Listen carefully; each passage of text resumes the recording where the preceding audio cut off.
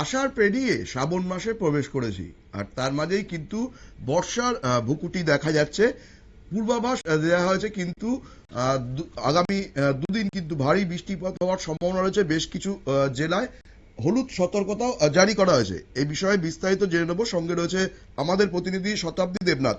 শতাব্দী, সপ্তাহের শেষে কিন্তু বৃষ্টির একটা সক্রিয় পূর্বাভাস রয়েছে, পাশাপাশি হলুদ সতর্কতাও জারি করা হয়েছে। বিস্তারিত আবহাওয়া অফিস সূত্রে কি জানাচ্ছে যদি আমাদের জানো। একেবারে দেখো, আষাঢ় পেরিয়ে গতকাল শ্রাবণে পা দিয়েছে বর্ষা এবং গতকালও রাজ্যের বেশ কিছু জায়গার ক্ষেত্রে ভারী বৃষ্টিপাত লক্ষ্য করা গেছে।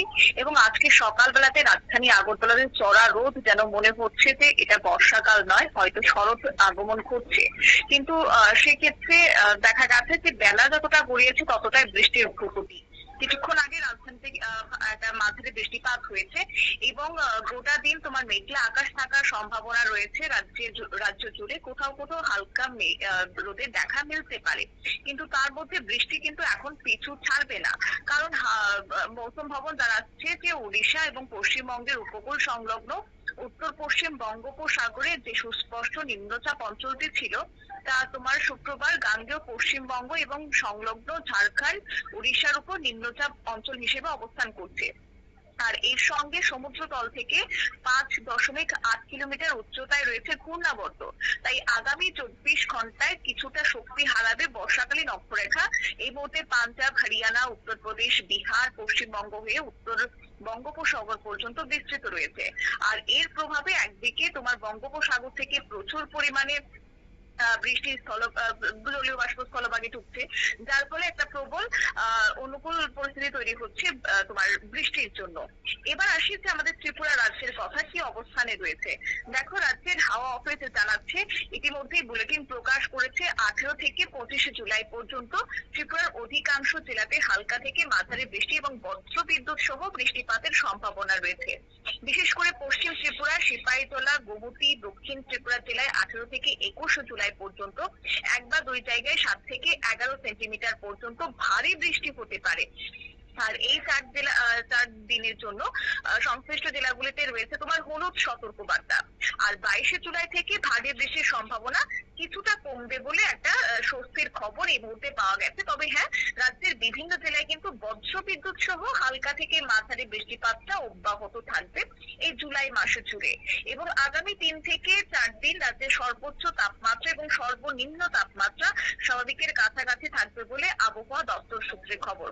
তার মধ্যে একটা পরিসংখ্যান তুলে ধরি, যারা দর্শকরা প্রতিনিয়ত আমাদের ওয়েদার আপডেট দেখেন তাদের উদ্দেশ্যে, যে 2025 সালে কিন্তু জুলাই মাসে ত্রিপুরার বেশি বৃষ্টিপাত রেকর্ড করা হয়েছে স্বাভাবিকের তুলনায়।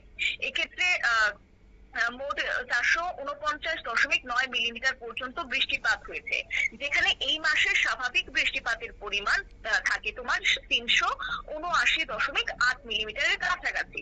অর্থাৎ বুঝতেই পারছো যে স্বাভাবিকের তুলনায় 18% বেশি বৃষ্টিপাত হয়েছে 2025 সালে।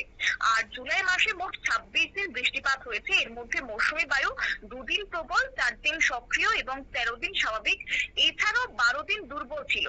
এই অবস্থায় বৃষ্টিপাত রেকর্ড করা হয়েছে এবং এই বছর 2026 সালের জুলাই মাসে ত্রিপুরায় স্বাভাবিকের তুলনায় বেশি বৃষ্টিপাত হওয়ারই সম্ভাবনা রয়েছে।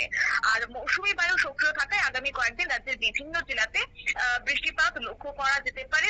মাঝারি থেকে ভারী বৃষ্টিপাত, সর্বমোট 7 থেকে 11 সেন্টিমিটার। এবার আসি আজকে গোটা দিন তাপমাত্রা কেমন থাকবে। সর্বোচ্চ তাপমাত্রা 30.2 ডিগ্রি সেলসিয়াসের ঘরে থাকবে। সর্বনিম্ন থাকার কথা রয়েছে 25.7 ডিগ্রি সেলসিয়াসের ঘরে। এছাড়া গত 24 ঘন্টাতে 8.8 মিলিমিটার পর্যন্ত বৃষ্টিপাত রেকর্ড করা হয়েছে, যেটা সিজনাল রেইনফল 758।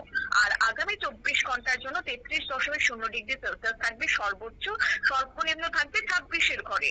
যদিও আজকেও হলুদ সতর্ক বার্তা রয়েছে পশ্চিম জেলা, সিপাহীজলা, গোমতী এবং সাউথ ডিস্ট্রিক্টের ক্ষেত্রে ভারী বৃষ্টিপাত হতে পারে। তার পাশাপাশি আর্দ্রতাজনিত অস্বস্তি কিন্তু গোটা দিন ভোগাবে বলে আবহাওয়া দপ্তর সূত্রে খবর।